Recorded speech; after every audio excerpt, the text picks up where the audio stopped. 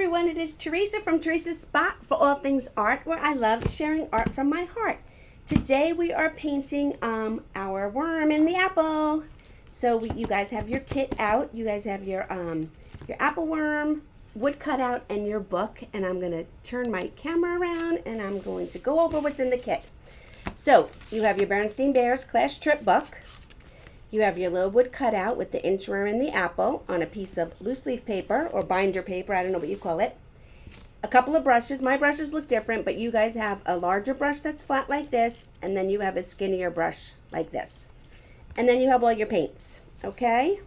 So I already have some paint out because I was working on some other projects. So I'm going to put out a little bit of green, a tiny bit of blue,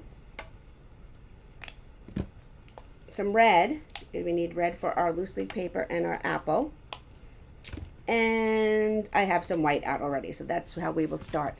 Okay, so I am using this drawing. I took the wood cutout and enlarged it and traced it onto this piece of cardstock. This way, as I go through this tutorial and this video showing you how to paint it, it's easier for you guys to see the instructions because it's much bigger. But you can see, that's a little bit of a glare, that this is the same as this, it's just bigger. So you guys will be painting on your wood cutout, and I'm going to be painting on this piece of cardstock. Before you get started, you want to make sure that your surface is covered. I use this plastic tablecloth, and then I use an extra piece of paper too, just in case I get extra messy under. This is just an old piece of scrap calendar. Okay? So the first thing I'm going to do, your wood cutout is white. My paper is white. I mean, your wood cutout is wood, but my paper is white. So I'm still going to go in here and I'm going to paint around everything that's white for our paper. Okay? This way, it gives that time to dry while we get painting on all our other details. If you guys have painted with me before, you know that when I paint, I like to paint the way I color, and I will go in here and I will outline certain areas that are going to be painted with whatever color I'm using at the time. This way, I know where I need to stay with those colors. It's a little hard to see because on this, my paper is white and I'm using white paint, but that's okay. It'll be easier for you guys because you'll be painting on this wood cutout, so you'll be able to see the white paint. And I'm just going around and I'm adding in the white paint in all the areas that are part of this loose leaf sheet of paper. And if you can see, I'm outlining my inchworm so I know where to put my white paint. I'm gonna have to get out some more white paint too in a minute. And I may confuse you guys. I try not to. I do jump around a lot, but the reason why I jump around and go from area to area on my painting is because I want certain spots to dry, so then I can go back and add the details. Once those places have dried, they're ready for the next colors or details or coats of paint or whatever it is. So if you think I'm jumping around and like, this woman, she makes no sense, this paint teacher. I make sense. That's why, is I want some areas of our project to dry, so when we're ready to go back to them, they're dry and we can add our details.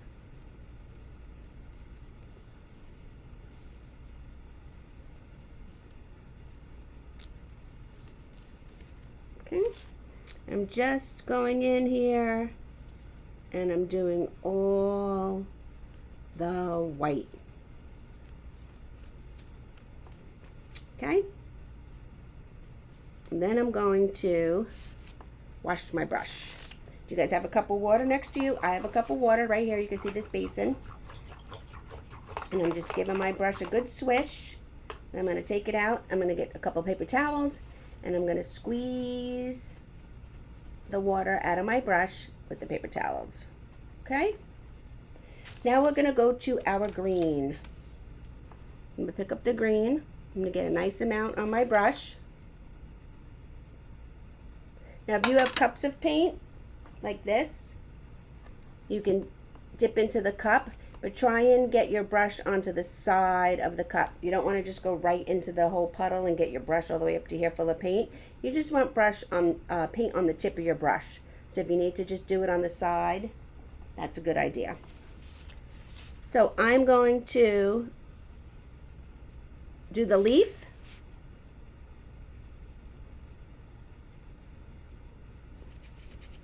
And the stem. And again, see what I'm doing? I'm outlining everything right now that I'm going to make green.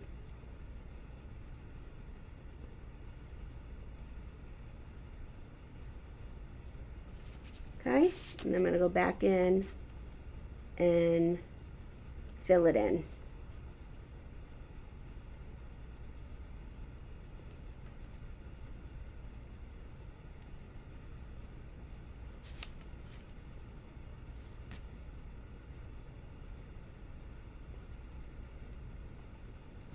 Okay, and our little stem for our apple.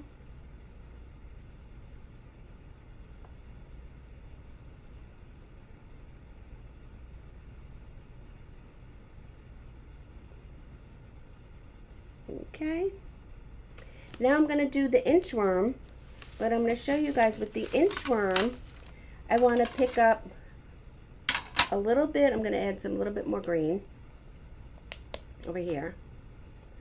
And I want my inchworm to be a lighter green.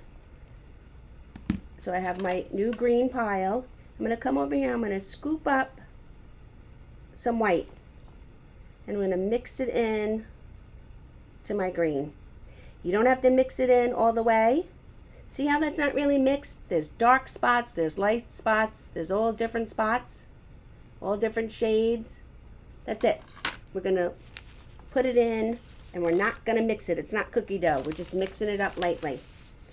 And now I'm going to go in. I'm going to start on my inchworm. So the inchworm is made of all different segments on our cutout here. See that? All different segments, all different circles, all put together. So we are going to paint them separate. And it's okay that we didn't mix our paint the whole way.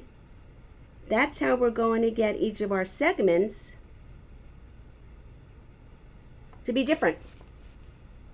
When you dip into your paint, sometimes you're picking up darker green, sometimes you're picking up lighter green, and even though our inchworm is all one color, let's say green, he's going to look different because we didn't mix our paint all the way, and we're painting all the segments separate.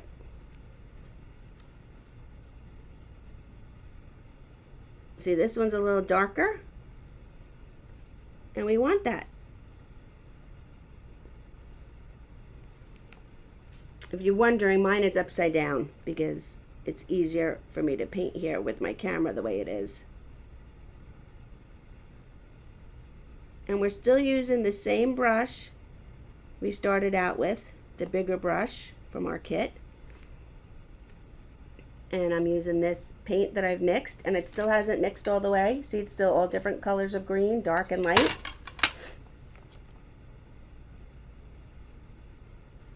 And I'm coming in here. And because we painted them all separate, and even though we painted them all the same color, it looks different. See that? No, that paint in his face. Now, I can't see my lines on his face anymore. You guys will be able to see his lines. When you start painting this, you'll be able to see all your etched lines. They don't go away when you paint, which is pretty clever. It's almost like magic. Okay, so we're not going to worry about that. I can't see mine, but that's okay. There's a couple of little spots where I didn't get enough paint, so I'm just going back. Okay? And now, while that stuff dries, now our white is drying, our greens are drying, we're going to pick up our red. I'm rinsing out my brush again. I'm going to squeeze it in my paper towel. I'm going to get out, look, got paint on me. I'm going to get out as much water as possible. And we're going to pick up our red paint. And again, you don't want to go dipping right into the whole pot of paint or the whole puddle of paint. You just want to get some paint on the bristles. And I'm going to outline again.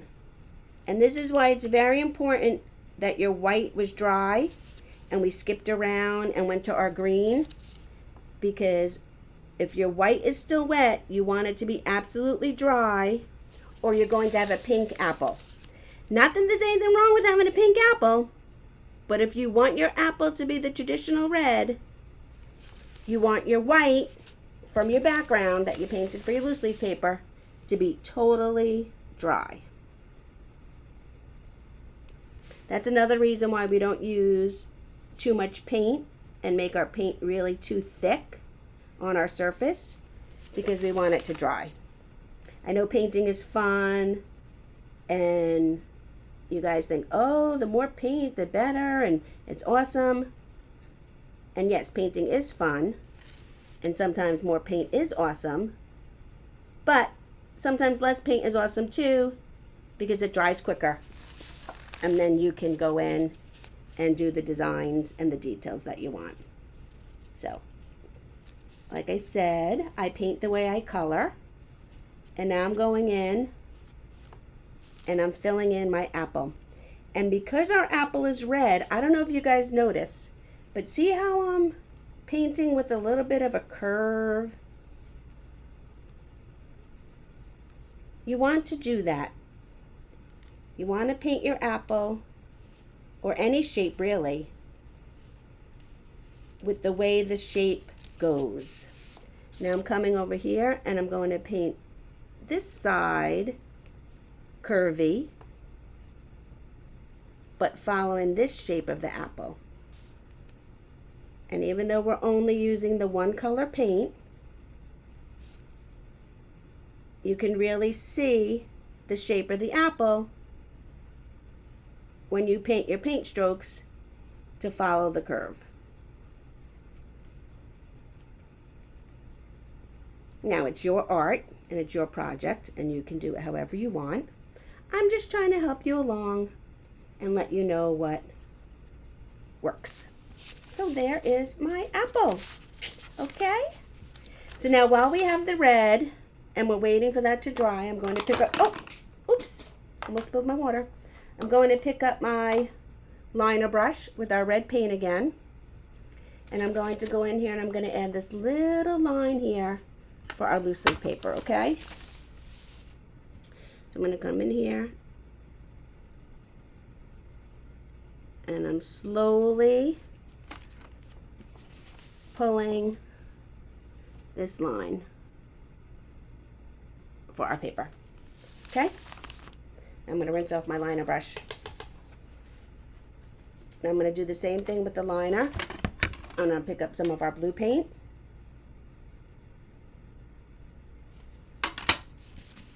And now I'm going to do, let me move my paint here. Okay. Now I'm going to do the lines that go across. And they don't have to be perfect, but try not to put too much pressure on your brush. The less you push on your brush, the thinner your lines will be.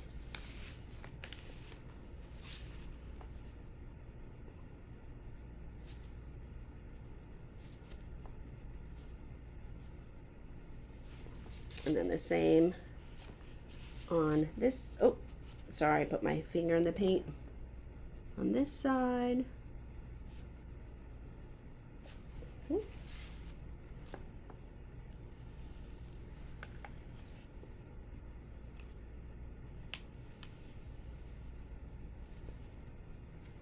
And like I said, it doesn't have to be perfect. You just want to be able to see or know what's under there. And it is a piece of loose leaf paper for school. Okay? And I'm taking these. I'm going to do the circles where our binder things go. What are those? The binder hooks, loops for our loose leaf paper.